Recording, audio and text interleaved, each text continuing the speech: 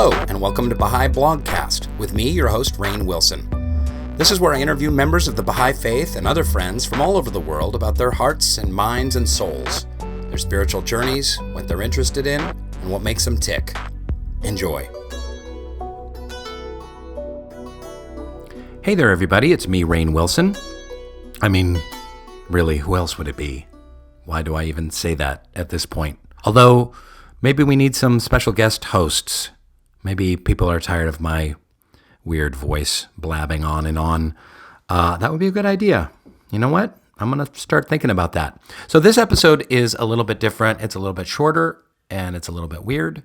And it has to do with an online introduction to the Baha'i faith that is animated that I have been working on with some friends and collaborators, including the people here at Baha'i Blog and Nasan Naraghi. We've been working on it for almost 2 years, really, and released it at the bicentenary of the birth of the Bab. Like I said, it's an animated introduction to the Baha'i faith.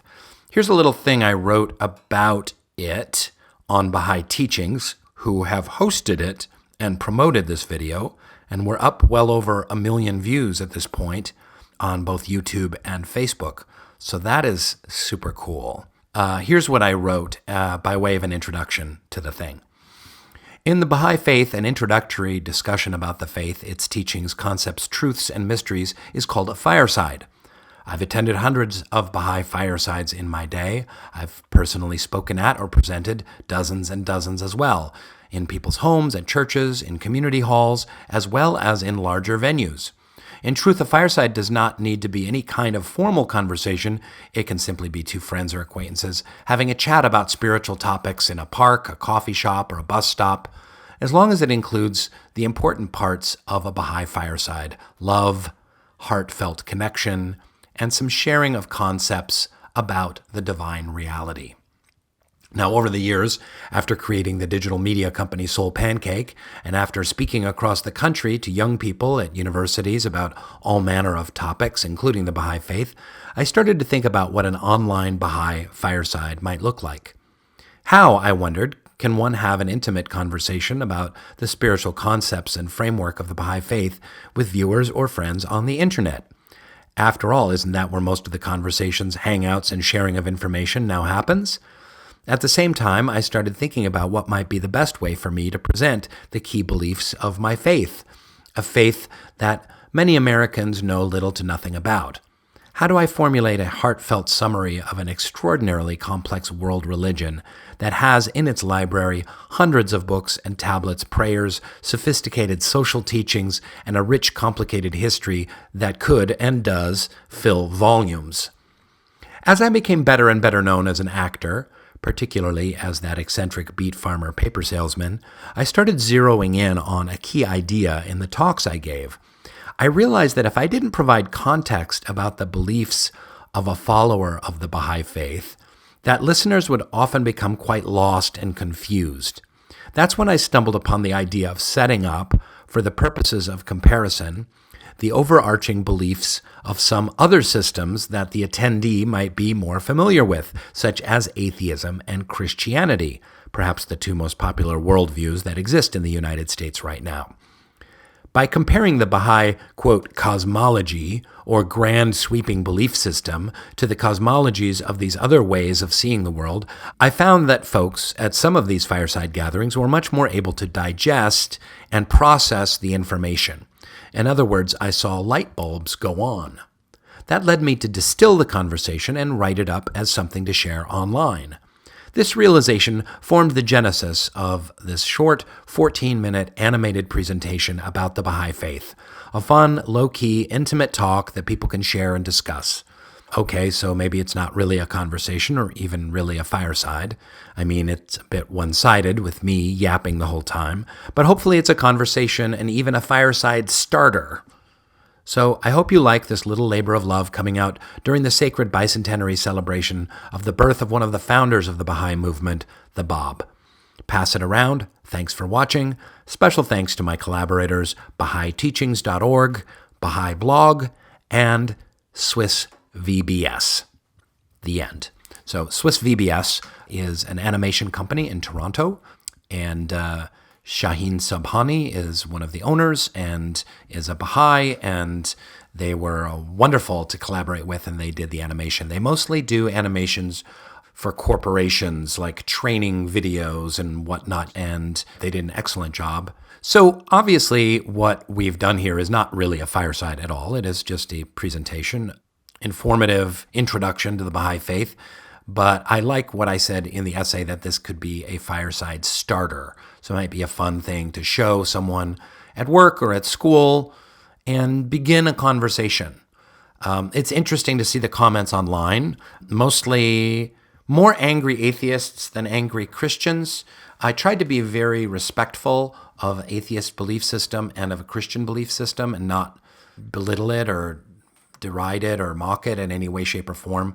I think that a lot of atheists were put off by me saying an atheist cosmology, and they were, adamant that, hey, listen, the only thing being an atheist means is we don't believe in God. And other than that, atheists believe in whatever they want.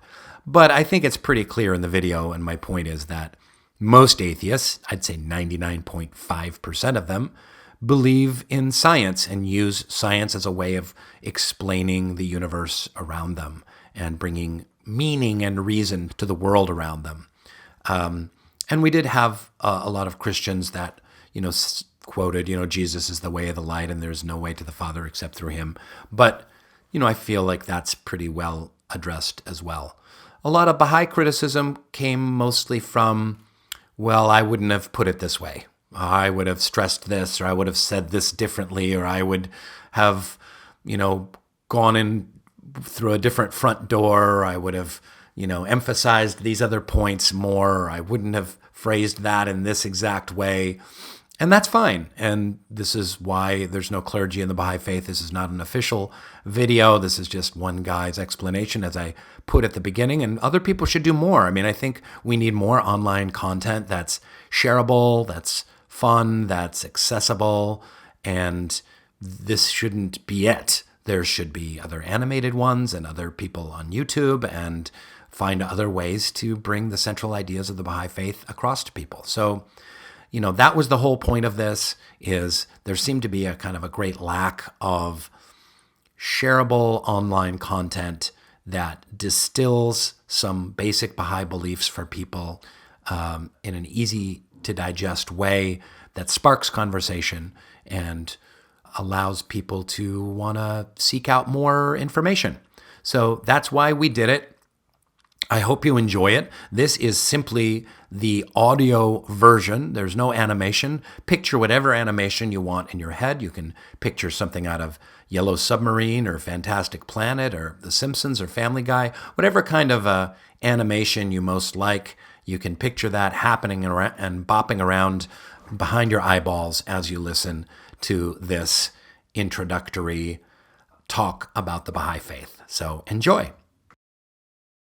Hi, my name is Rainn Wilson, and here's an animated introduction to the Baha'i faith that I put together with the help of some friends.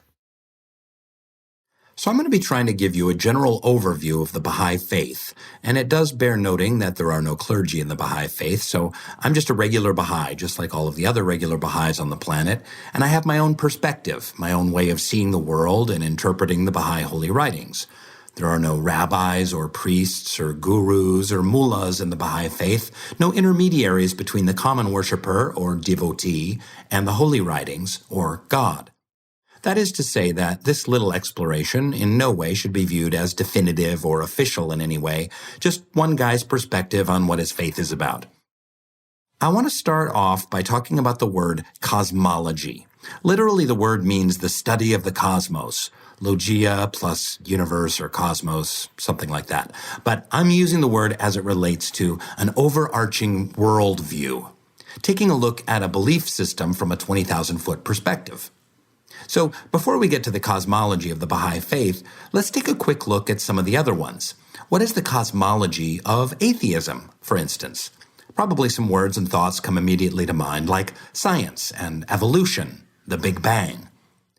So the atheist universal belief system, or cosmology, in broad strokes, is that there was a big empty space and then there was some kind of explosion from a tiny speck, and within seconds, atoms erupted and formed into molecules and elements, and all of this energy and matter burst forth from this primal point, eventually becoming galaxies and solar systems and planets like ours. Energy, matter, plus apparently dark matter and dark energy, and time itself were all created in one random explosion over 13 billion years ago. So our watery mudball Earth was spinning around our sun for a few billion years, and then something happened. I don't know, maybe a lightning bolt hit an ocean or a meteorite fell in and created the first tiny specks of molecular life. The specks eventually became guppies, which eventually became tadpoles, and eventually crawled on land and became pterodactyls and marmosets and bunnies and apes and then human beings. Voila, evolution. Science is then the driving force behind the universe, which has no underlying or objective meaning, according to an atheist or materialist. The consciousness that we are experiencing right now is simply a result of our highly evolved and very large brains. There's not any real difference between us and monkeys. We just have larger brains that have evolved into being able to know that we will someday die. Brains that can create beautiful works of art, fall in love. Our highly evolved consciousness is simply a matter of more evolved gray matter. The only meaning we find in life is purely subjective and personal. If our work gives us meaning, or our family, or children, or hobbies, or nature, great. Go for that thing. There's not supernatural creator God, as his existence can't be scientifically verified, and therefore there's no objective moral truth. Now, let's think about what a Christian cosmology might look like. Forgive me for being reductive or simplistic with either of these belief systems, but in a nutshell, there were a number of Jewish prophets every few hundred years in and around Judea and Palestine, and then all of a sudden, God sent his only begotten Son. Jesus Christ was born of the virgin birth, was baptized, saw the Holy Spirit manifested in a dove, and preached the gospel, performed many miracles, and eventually was put to death.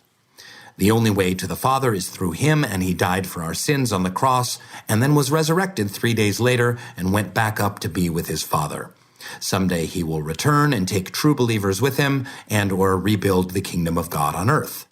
The Christian universe view holds that salvation of one's immortal soul comes from believing in Christ, being baptized, and that good Christians eventually go to heaven and that most others go to hell. Now, there's a lot more to Christianity than that, just as there's more to atheism than what I previously described, but it gives you a wide-angle lens view of what they believe.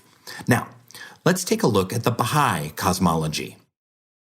I'll start with one word, one name, Baha'u'llah.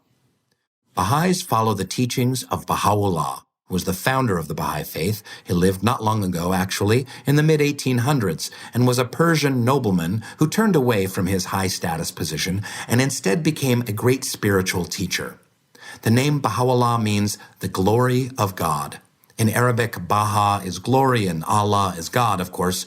It's those two words kind of mashed up together. And this is what Baha'u'llah taught. Baha'is believe there is only one God. Call him or her or it whatever you like, Allah, Jehovah, Gaia, the Great Spirit, but all people who worship are praying to the same God, an all-loving, all-knowing creative force in us and around us, as well as in an infinite amount of other universes beyond this material one.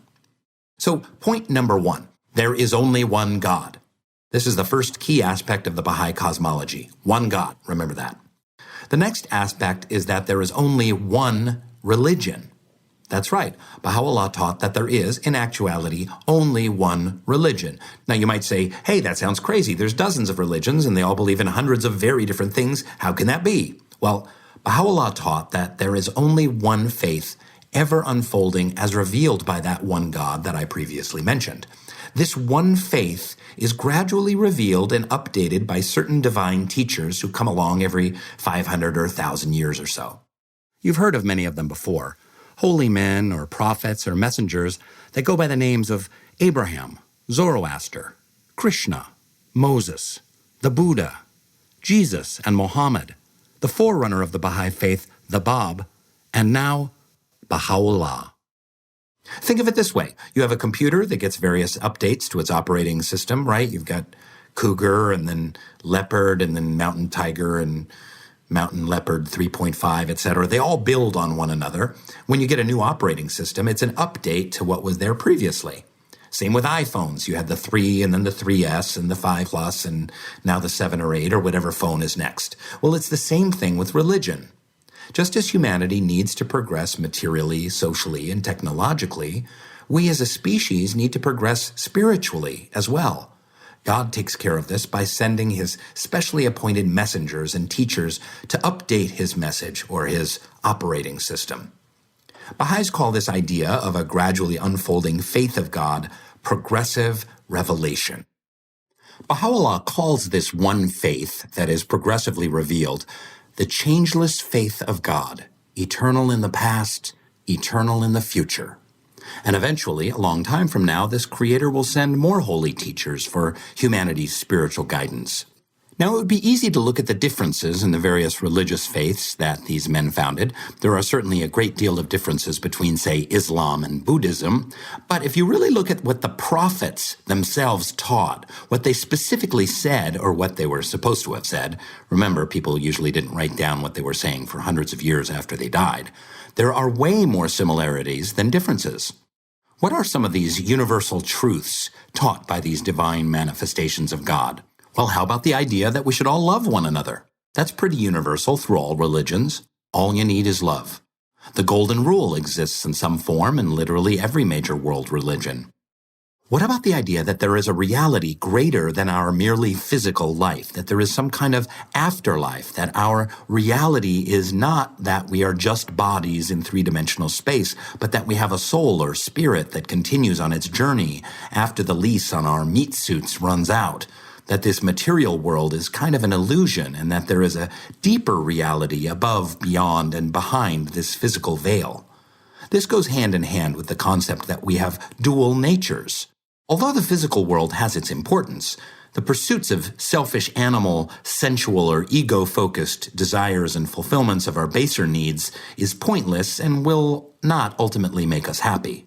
But if we pursue spiritual service to others and goodly deeds and compassionate acts, they will lead to true fulfillment and spiritual bliss.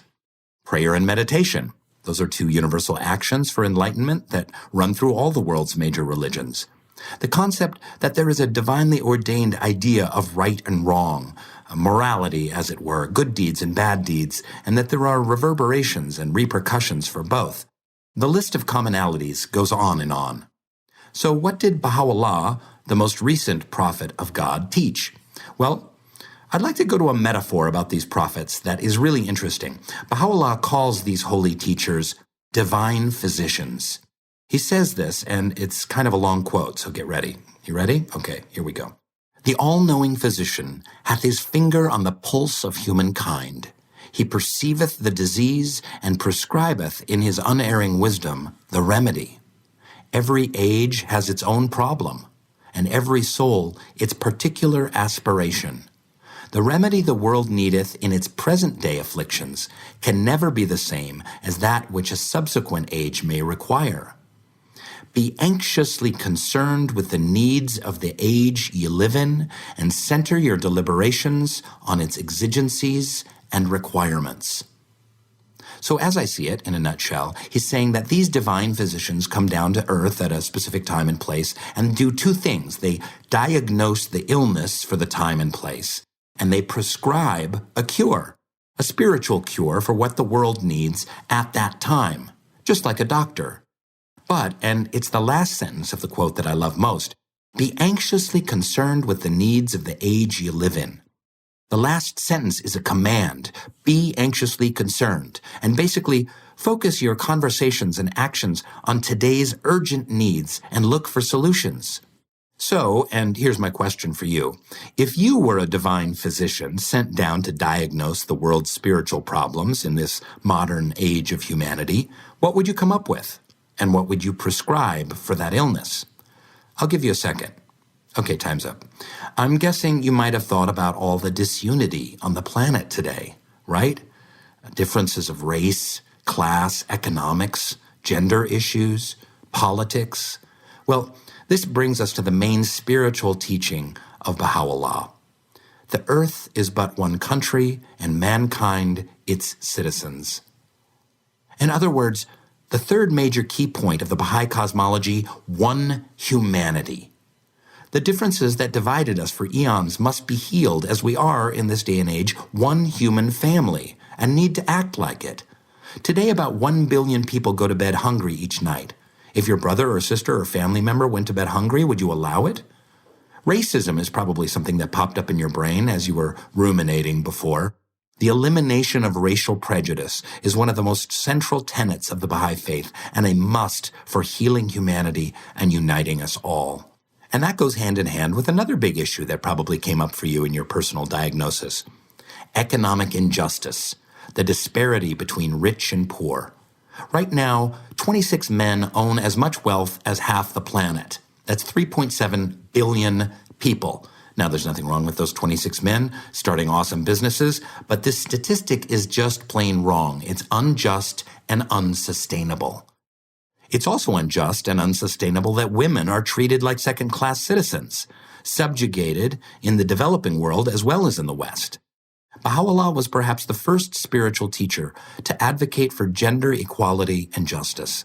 And this was back in the 1860s in the Middle East, a truly revolutionary act. Baha'u'llah also addressed the need for science and religion to be in harmony. He said they were like the two wings of a bird, and we need both wings to fly. Baha'u'llah once wrote, "Religion without science is superstition. Science without religion is materialism." So Baha'u'llah, Baha'is believe, is the divine physician for this day and age, the prophet for the modern world, and is seeking to unify humanity. He said, "Let your vision be world-embracing." And he also said, "All men have been created to carry forward an ever-advancing civilization." Millions of Baha'is around the world are doing our best to put his teachings into action each day, bring love and harmony to an ailing planet, fight for social justice from a spiritual perspective, and live lives of service. I guess the thing I'll leave you with is an action item. To read some of Baha'u'llah's writings, investigate his faith. Maybe check out Baha'i.org or Baha'iTeachings.org. And make a decision. He is one of two things. Either he is a very, very wise man who brought beautiful, important, mystical teachings of peace, or he is who he says he is, and is a divine physician sent by God, giving humanity what it most desperately needs in this day and age. Either way, let's all work together, atheist, Christian, Baha'i, and everyone else, to make the world a more loving, just, and better place. Thanks for listening. So I hope you enjoyed that. We worked really hard on it. Like I said, 2 years from top to tail, sending the emails back and forth, scripting this, narrating it, and obviously the animation takes a very, very long time. Lots of different drafts and iterations and storyboards and animatics and notes going back and forth, style, tone, etc. So I hope you enjoyed this audio version of the animated Fireside. Happy bicentenary of the birth of the Bab to you all, and we'll see you very soon with another interview on the Baha'i Blogcast. Thanks so much again for listening.